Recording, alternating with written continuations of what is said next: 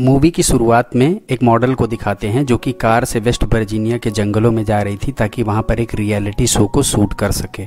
वो अपने मैनेजर से बात कर रही थी। इतने में दो रास्ते पे वो खड़ी हो जाती है जहां से उसे एक रास्ता चुनना था। उसका मैनेजर बताता है कि एक फैक्ट्री वाले रास्ते को चुने। केमिकल फैक्ट्री वाले रास्ते पर चलते हुए वहां पर कनेक्शन नहीं काम कर रहा था, इसलिए उसकी कॉल डिस्कनेक्ट हो जाती है। वो मोबाइल उठाती है तो उसमें देखती है नो सिग्नल, पर इतने में डिस्ट्रैक्ट हो जाती है और उसकी कार से एक इंसान टकरा जाता है। वो बहुत ज़्यादा डर जाती है। फिर वो कार को खोलकर पीछे की तरफ जाने लगती है। वो ध्यान से देखती है तो वो आदमी अभी मरा नहीं था, उसमें अभी सांस बची हुई थी। वो उसे बचाने की कोशिश करने लगती है, पर इतने में वो आदमी तुरंत झपटकर उसके नीचे वाले होंठ को काट लेता है। किम्बरली दर्द से कराहती है और वो आगे जाने लगती है, पर उधर तुरंत दूसरा नरभक्षी आ जाता है जो अपने हाथों में कुल्हाड़ी लिए रहता है। वो किम्बरली को बीच रास्ते पर बिल्कुल सीधा खड़ा करता है और ऊपर से कुल्हाड़ी मारकर पूरे शरीर को दो भागों में फाड़ देता है। फिर वो दोनों उसके शरीर का एक एक हिस्सा लेकर घसीटते हुए चले जाते हैं। अगले सीन में टेल मर्फी को दिखाते हैं जो कि एक एक्स आर्मी मैन है। वही एक्चुअली इस रियलिटी शो को वेस्ट वर्जीनिया में शूट करने वाला था। इसमें टोटल 6 पार्टिसिपेंट थे, जिनमें से एक किम्बरली थी जो कि मर चुकी थी। किम्बरली की जगह पर अब प्रोड्यूसर एक दूसरी लड़की को असाइन करता है और वो लड़की भी मान जाती है। इस लड़की का नाम सारा था। अब सभी 6 के 6 पार्टिसिपेंट तैयार हो जाते हैं वर्जीनिया के जंगलों में जाने के लिए। जंगल में जाकर वो हर जगह पेड़ के अगल बगल दाएं बाएं हर जगह कैमरे सेट कर देते हैं ताकि पार्टिसिपेंट पर पूरी तरीके से नज़र रखी जा सके। और तो और पार्टिसिपेंट के ऊपर भी एक एक कैमरा लगा दिया गया था। शो की शुरुआत होती है।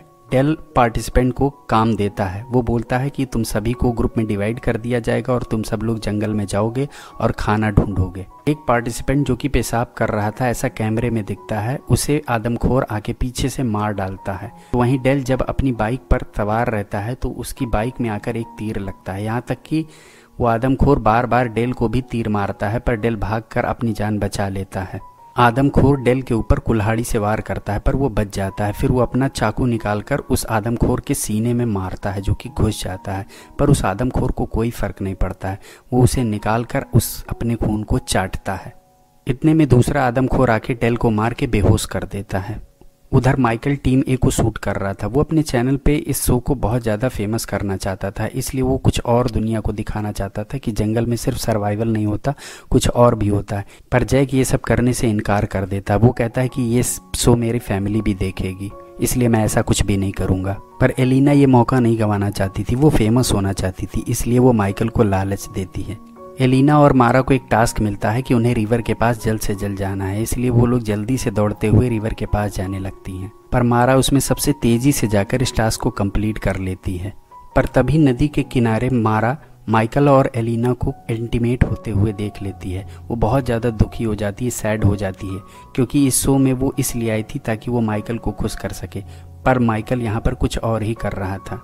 इस पर नीना उसे बहुत ज़्यादा समझाती है, पर उस पर इसका कोई प्रभाव नहीं पड़ता है। उधर जंगल में एम्बर और जेसी को जंगल के अंदर एक बारबेक्यू नजर आता है। उन दोनों को लगता है कि शायद यही उनका टास्क है, इसलिए वहां पर पड़े हुए मांस को वो तुरंत उठाकर कपड़े की मदद से कहीं और ले जाते हैं।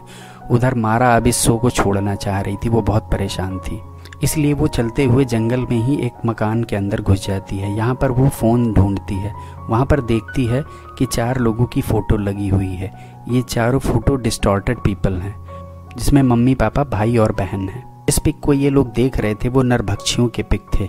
इतने में तुरंत आवाज़ आने लगती है। ये दोनों डर के वहाँ पर छिप जाती हैं। देखती हैं तो वहाँ पर माँ और बेटी थी, जिसमें माँ को डिलीवरी का पेन हो रहा था। यहाँ पर बेटी अपनी माँ को लिटाती है और यहाँ पर प्रेगनेंसी में एक बच्चा होता है जिसे देखकर रूह कांप जाए, ऐसा डरावना भयानक बच्चा।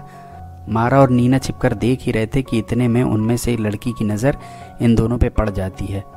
वो तुरंत उसकी तरफ झपटती है, पर ये लोग दरवाजे को बंद कर देती हैं। वो नरभक्षी इतनी जोर जोर से धक्का दे रही थी कमरे को कि ये लोग अंदर बिल्कुल डरे हुए थे, सहमे हुए थे, समझ नहीं पा रहे थे कि क्या करें।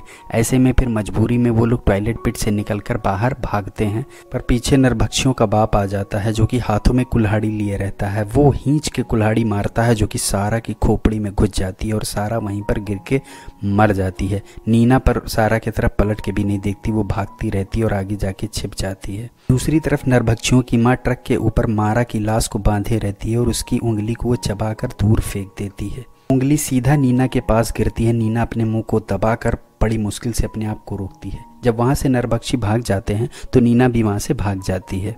उधर दूसरी तरफ माइकल एलिना के साथ मजे करने के बाद वहां से चला जाता है। एलिना अब यहाँ पर अकेली हो जाती है, जबकि नरभक्षी भाई वहां पर खड़ा पीछे से एलिना को देख रहा था।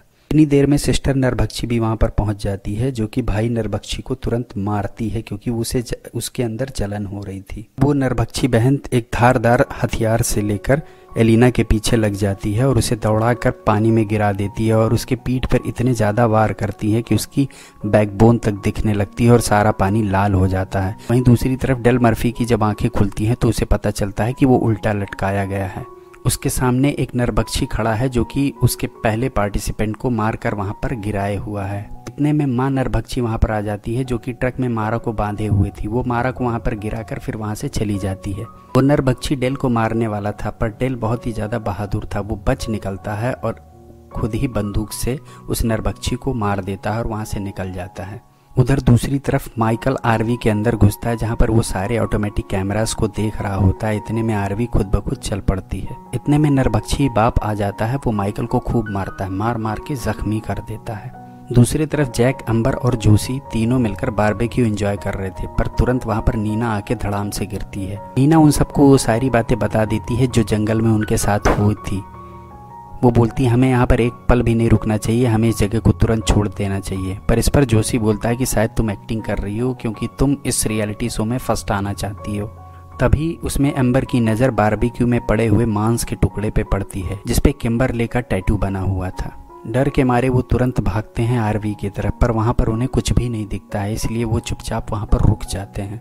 वहीं दूसरी तरफ डेल गेनार्ड को खोज लेता है, जो कि फर्स्ट पार्ट में पेट्रोल पंप का मालिक था। डेल अपने जख्मों पे मरहम लगा रहा था, तभी उसे मेनार्ड बताता है ये सब पेपर मिल के निकले हुए वेस्ट के कारण ये सब आदमखोर बन गए हैं। डेल उन्हें बताता है कि उसने उनमें से एक को मार दिया है। इस पर मेनार्ड जान जाता है कि वो कोई और नहीं बल्कि उसका बेटा था। वो डेल के ऊपर अटैक कर देता है। डेल मेनार्ड के पछवाड़े में बम लगा देता है, जिससे वो वहीं ब्लास्ट कर जाता है। अब डेल पूरी तरीके से तैयारी कर लेता है कि वो इन आदमखोरों को हर हाल में मार डालेगा। उधर वो चारों पेपर मिल की तरफ भागते हैं। वहीं रास्ते में उन्हें दोनों भाई बहन मिल जाते हैं।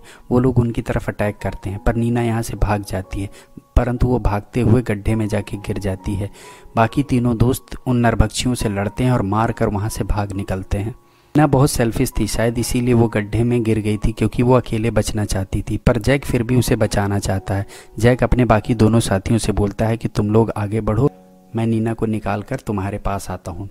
जैक नीना को खोजते हुए उसके पास पहुंच जाता है और अपने हाथ को देकर उसे घसीट लेता है बाहर, पर इस स्थिति में उसका शोल्डर डिसलोकेट हो जाता है। फिर उसे तुरंत ट्रक की आवाज़ सुनाई देती है। वो दोनों तुरंत वहां से भागते हैं और भागकर ऐसी जगह पहुंच जाते हैं जहां से आगे किनारा एंड था, आगे नदी थी।